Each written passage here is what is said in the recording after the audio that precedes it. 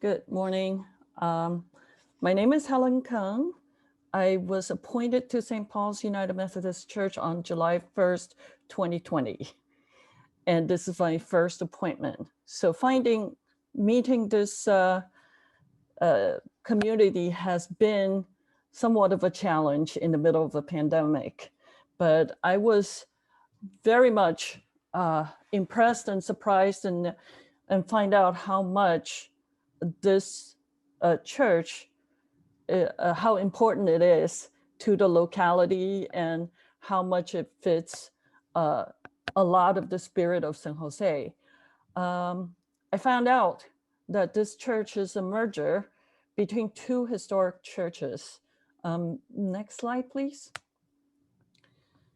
That it was St. Paul's Methodist Church organized in 1851 and Centella Methodist Church organized in 1884. So both before this whole area was well populated. And they were merged on June 1st, 1956, before we became a United Methodist Church. And if you see that, see that merger, you don't know if you read into the history that we were a multicultural church before the civil rights movement, before churches were integrated. It became a historically African-American church and a mainline church merging together and serving the community together as a experiment of living together in grace and justice. In a similar way,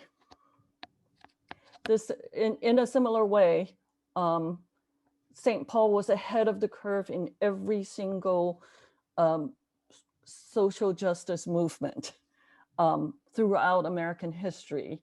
And we became one of the early participants within the Methodist churches, the reconciling ministry. That means inclusion and full inclusion of the LGBTQIA community into our churches. And you see the little picture. I think the picture tells many stories of how we are truly multicultural, truly a blend of older and younger people, truly of mixed races. And we've been waving that rainbow flag for longer than most any other churches in our area. And also, one of the main, so when I came, and I have to read some of the church reports that give me statistics about this church in 2019, we had 30 ministry partners. So we either led the ministry and had other communities join in, or we participate in some ways, either providing resources, space, location, and other forms of partnership. And in 2019, we were doing 30 of those and the other side of it is because we were on the forefront of experimenting with God's beloved community and pushing against a lot of the isms in the world. This church has never been a huge community, but it has been a solid group of people who are looking at the world and living it into how Jesus preached.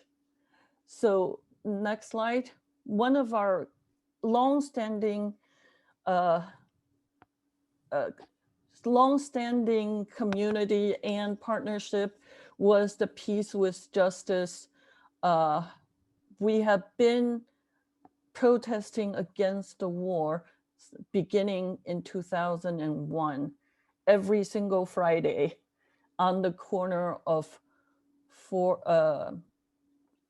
MLK Junior Library on 4th and San Fernando.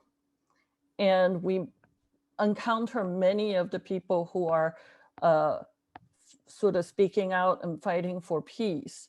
But this is, by the time the pandemic hit, has been a long-standing practice of the church for 18 years. So we have people who have been vaccinated, gone back, and some of that protest is still going on every Friday, 5 to 6 p.m.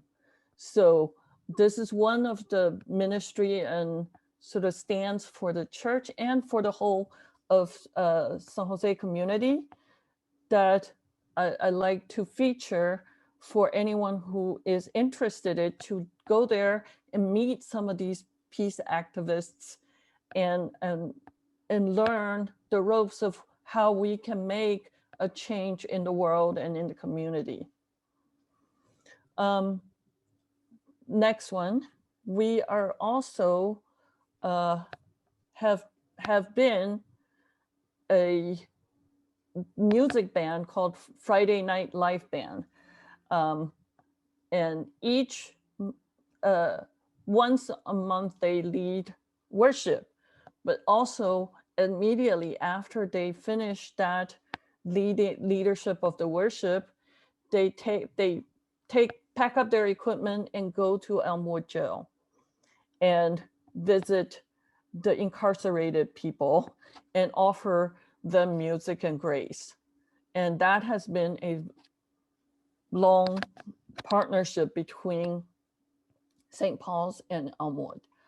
We continue to participate in the chaplaincy of that ministry, and we've been sending material, reading material that has special requirements. We've been sending sanitizers and other safety protections into the staff of that jail in the early days of the pandemic.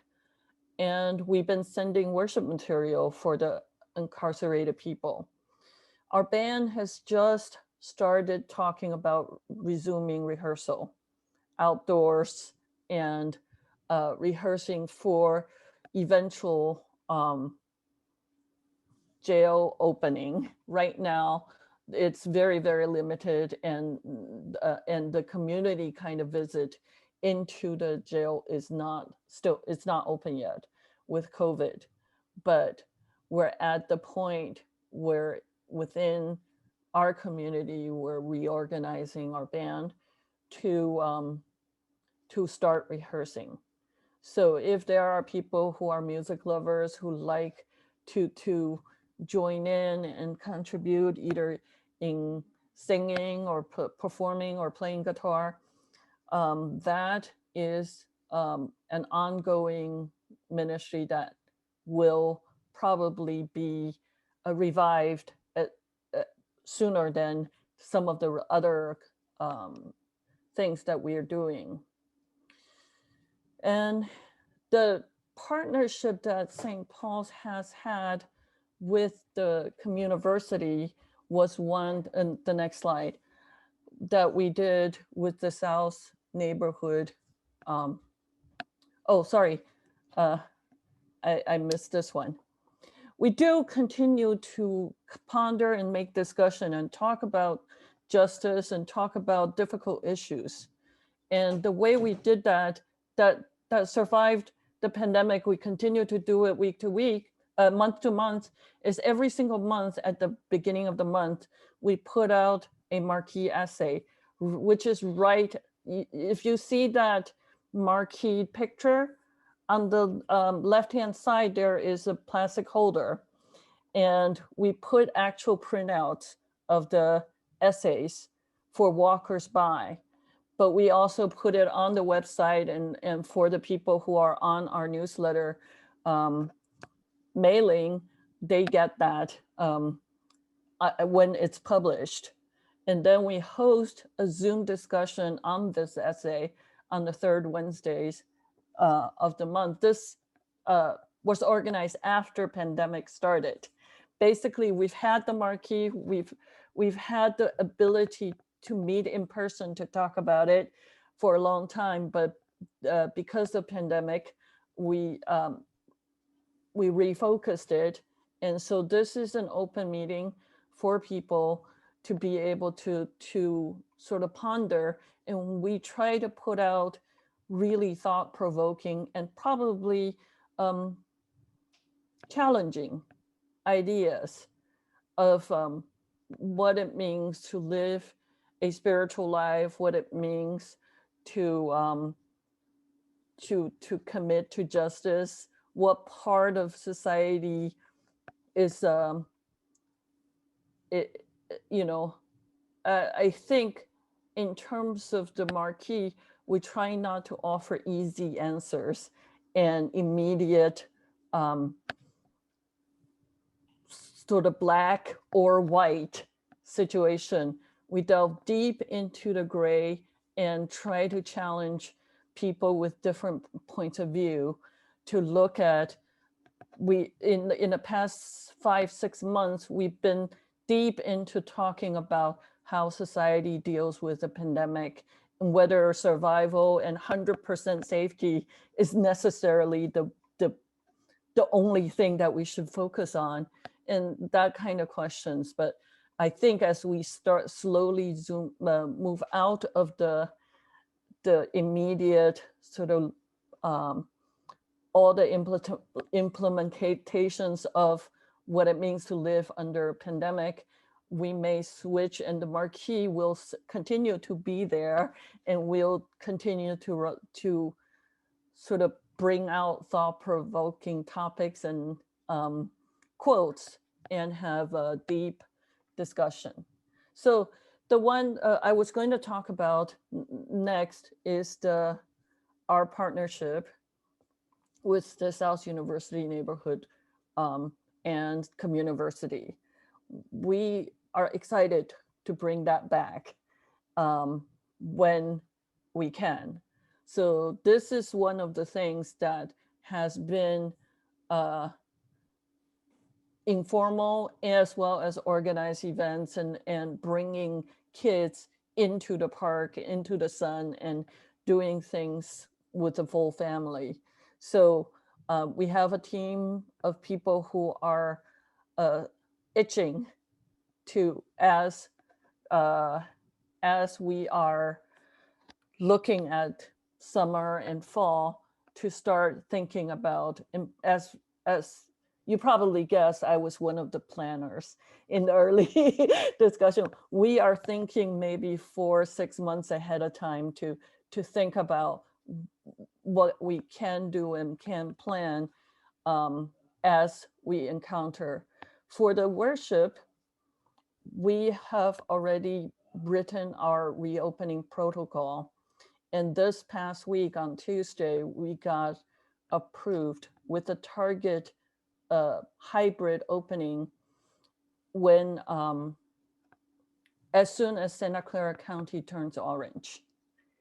So because we are a mixed community, we're also economically and financially very mixed, with the history of maybe 30-40 years in working with homeless issues.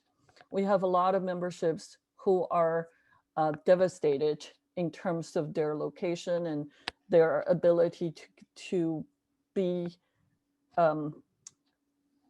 in the community, and they don't have connections to the internet or technology or even the knowledge. We serve some of the we serve some of mentally disabled people, and so we're missing probably close to 40% of our regular community in the online space. We are unable I'm getting phone calls. I'm getting people walking in on my office hours and just desperate for physical presence and in-person worship. So we've been doing a lot of the preparation. We've been doing the sanitizing stations and cleaning training and the masking training and the 6 feet apart and the airflow situation. And the fact that as we speak, probably between 15 and 20 of our most high-risk members have been vaccinated or will have been vaccinated 2 shots plus 2 weeks by Easter time.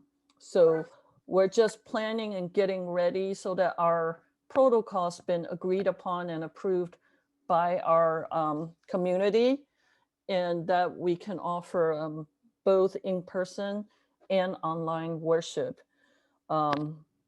as soon as Santa Clara County turns orange. We are as we continue to have a food pantry, our office open has been limited because of the pandemic. And as it turned red, we are able to open more hours for the food pantry to be available to the hungry. And I think that's next slide. We still do, obviously, as a church, we do Bible study classes. We do meditative practices. We worship. We also do food pantry work with different organizations addressing homelessness. We support the hospital chaplaincy, support people dealing with mental illness, work with family who've been harmed by police violence. We work with local theaters. But we leverage our resources to do as much good as we can. And as a church, relatively small church community, we try to be a very small but mighty, powerful source. So in terms of pandemic impact, we actually have not been hit very hard on the financial front. It's more the community lost. As I said, 30 or 40% of our community come from more disadvantaged, come from people with, because we're such a welcoming and open community, we have a homeless population and people who are recovering from with mental illness and so forth as part of our community, and they've been hit hard, and they are not as equipped to come online on a regular day and do a Zoom meeting. So I think in terms of what we can do, obviously, if there are people who are interested in participating and helping in the variety of ministries that we do, our doors are always open. And you will know that as soon as Santa Clara County turns orange, our Sunday worship our door will be open at 10:30 on Sundays. And where we also offer as the 2 or 3 highlighted ministry that we do are the earliest ones that people can participate. If they're musicians, they can start contacting us and find out when the bands are rehearsing. I think they're coming back shortly on Friday nights to rehearse. And if it as well, Friday night, we have that peace vigil that's continuous. and people are starting to show up back at that street corner on Friday evenings, 5 to 6, out in open wearing masks and bringing a peace sign there. Any questions? Thank you so much. I'm a little concerned about timing in terms of taking questions right now. And what I'm hopeful is that folks can put their questions for Pastor Helen in the chat. And that way we can turn our attention to the next speaker. But I just wanted to say how nice it is to hear like these really hopeful signs from our community, and particularly it makes me think of spring, right?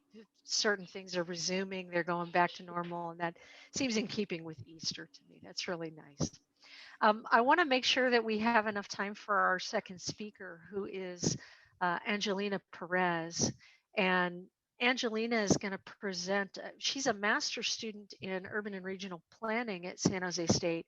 And she's going to present on a project that's likely to be of interest to a number of folks in the meeting today. Angelina, do you just want to take it from there? Sure, thank you. Thank you, Pastor Helen. Hi, everyone. With me today is actually a student from the class, from the Community Planning Project class. Her name is Alicia Wright. So we're going to present today about the Community Planning Project last semester. We had the incredible opportunity to work with folks from the Reimagining the Civic Commons initiative, the Knight Foundation, Spur, and the Guadalupe River Park Conservancy to begin collecting data in San Jose. Perfect. Next slide, please. And sorry if we go a little bit fast. I know we're running short on time, but we can make the presentation available to everybody if you're interested in looking at it a little bit more closely. So the Reimagining Civic Commons Initiative, or RCC, it aims to transform our civic commons or our public spaces to foster engagement, equity, environmental sustainability, and economic development in cities across the country. So San Jose was brought on as one of those cities. And so part of the initiative, they have these goals that help guide investment and activation efforts into public spaces. So listed here are the 4 goals that we are focused on. Next slide, please. More specifically, the civic engagement goal seeks to build a sense of community that brings people of all backgrounds into public space. And it also seeks to kind of sort of stewards or try to encourage stewardship and advocacy. Socioeconomic mixing aims to bring people of all backgrounds, income levels, like I said, and cultures together to create more equitable spaces.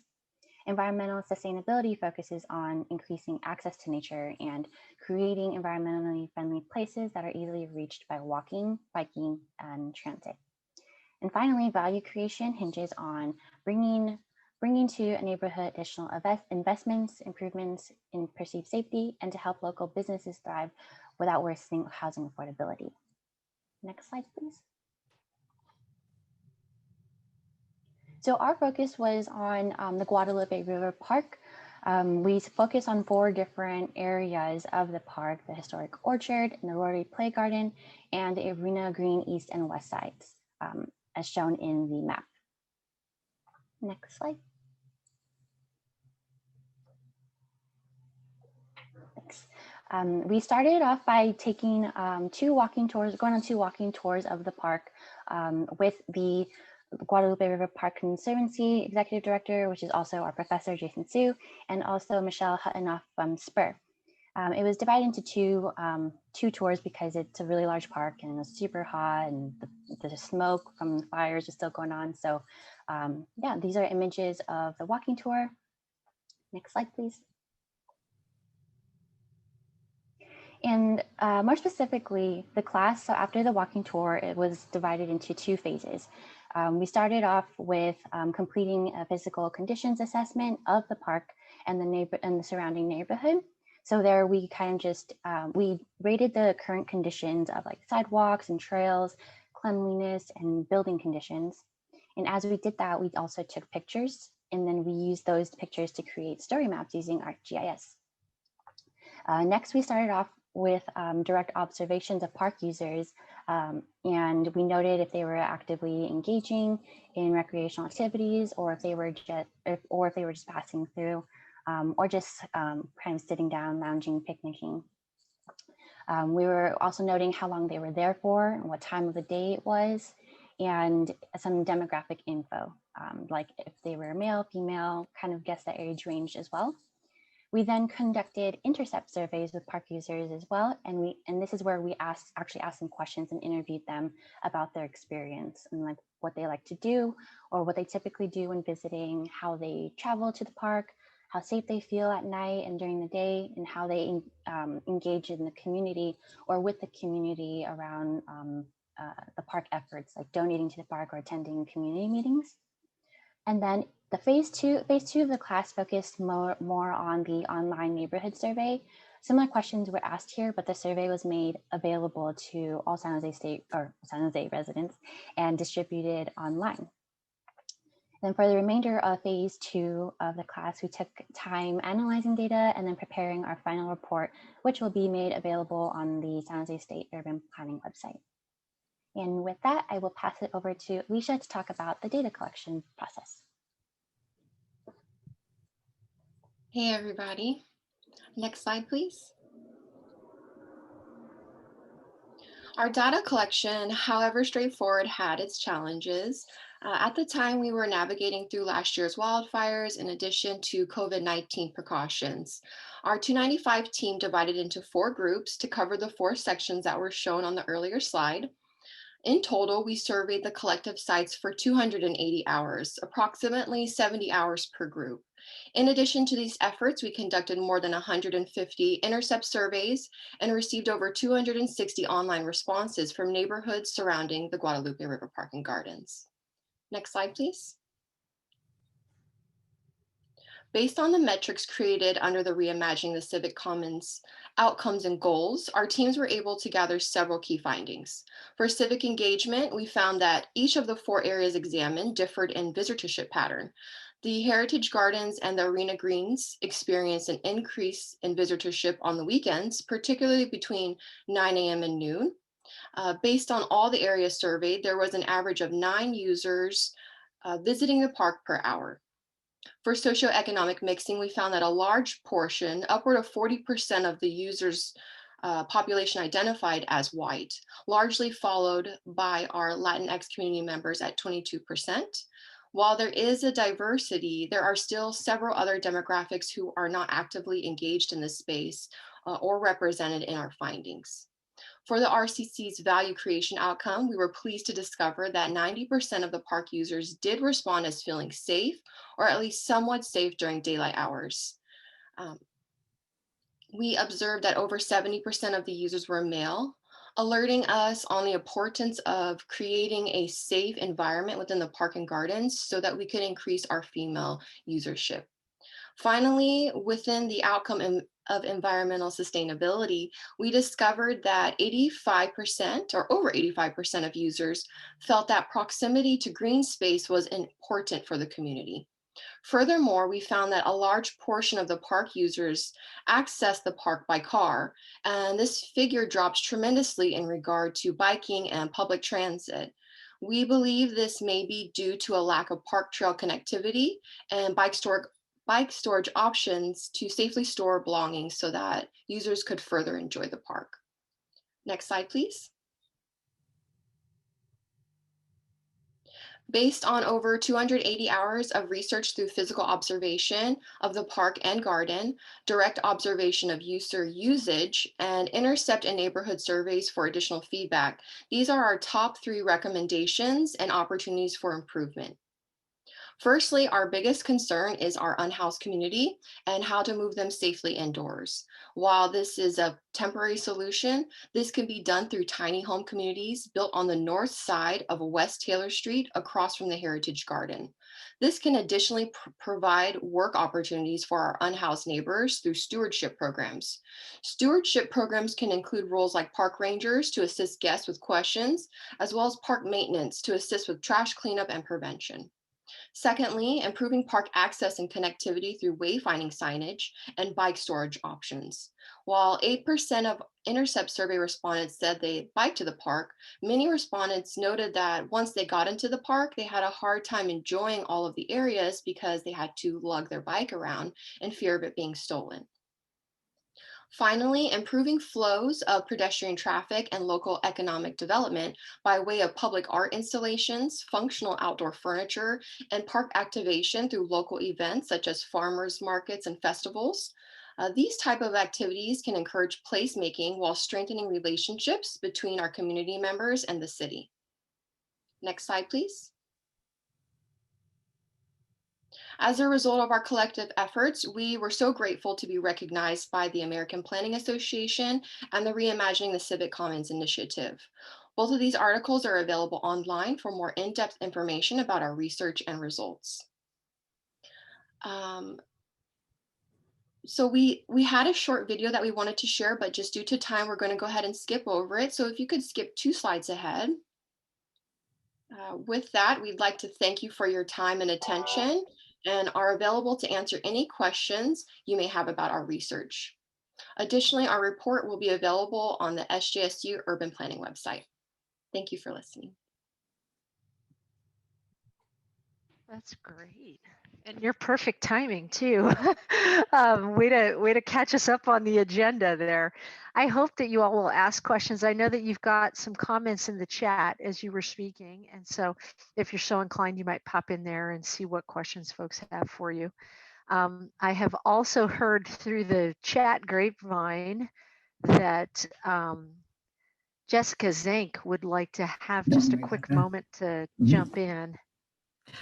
Well, just want to say thank you very much, for all the good work that the Reconnecting Civic Commons project is doing, and Angelina and Alicia in particular. It's really great to see here.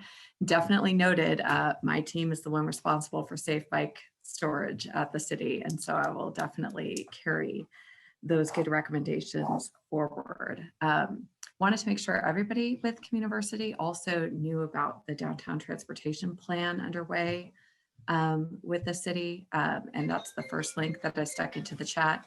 The second one is a citywide effort, the access and mobility plan. So would definitely appreciate any of your feedback, and we'll definitely be working these recommendations into the downtown transportation plan.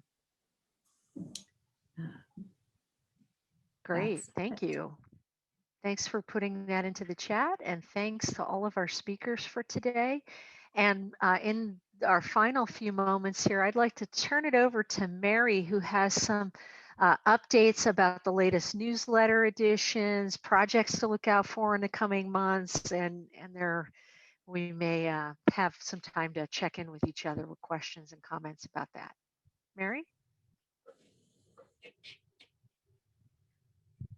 Make this pretty short, but you likely received our February newsletter. If you did scroll down far enough, could you go on to the next slide? You'll see the partner corner that we added newly. This wasn't a section that we had previously, but we wanted to show our connectedness to our partners. So if anyone here at the steering committee meeting has an event you'd like for us to help promote, you can let us know after each meeting, because the newsletters will be sent out in the following Wednesday next week. All right, and next slide.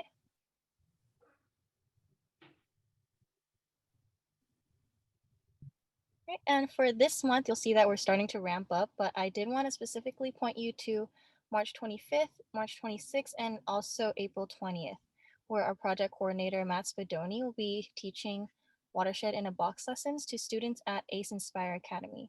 And I did also want to point you to the last 2 weeks in April, where we'll be going full steam ahead of giving Engineering in Action, Geology Rocks, and Young Entrepreneurs Academy lessons to a total of 4 local schools. So we hope you guys can join us. We also still have the interest form available from the last meeting. If you haven't signed up already, we can drop that in the chat, or you can also contact us after the meeting for these breaks. And also one more fun thing, we want to acknowledge that this month is Women's History Month and highlight women like Susan Hammer, former San Jose mayor, Clara Folks, the first female lawyer on the West Coast, and Irene Dallas, San Jose alumni and a renowned opera singer who has a collection at the MLK Library. All right, and that's all that we have for these semester slides. The next slide.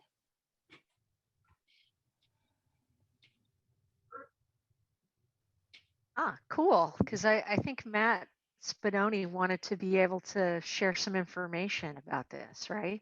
Yeah, so with spring break coming and hopefully some of us are getting some breaks, I just wanted to plug some of my favorite parks that I've been visiting in downtown San Jose. So I put 4 with some varying things you can do. Skate park at Roosevelt, if you're into that. And there's some dog parks around. Soma Linder has a quiet one. There is not too many people there. It's all the way in the back of the park. And also Watson Park has a really busy one. So if you want your dog to get a lot of interaction with other dogs, I like taking my dog to Watson Park because she likes playing around. And then a lot of the parks in San Jose are full of open space, and most also have playgrounds. Guadalupe River I really like too because it has the rotary playground in the middle, which is like pretty cool. And it has lots of open space and lots of ground squirrels. If you like seeing the squirrels, I like them. And my dog loves sniffing in the holes and trying to find them. So yeah, just a plug to remind everyone all the awesome parks that we have, even downtown in San Jose.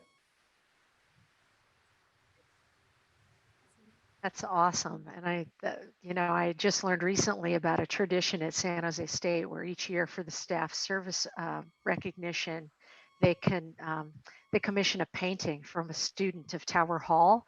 One of the rules is that there always has to be a squirrel in the painting. And so you can go back for I don't know how many years, but you'll always find it. Sometimes the squirrel's huge, sometimes it's tiny, sometimes you have to find it like where's Waldo, but there's always a squirrel, which I think is super cool. That's funny. It's so nice to have everyone here today. I think we are we're a little bit early, in fact. And so I just want to end by thanking you for being here, thanking our speakers, encouraging you to visit our parks if you can over spring break. And then we'll see you again in April, which will be the second Friday because of San Jose State's spring break. Okay. All right. Thanks so much for being here, everyone. Take care. Stay safe. Get your shots.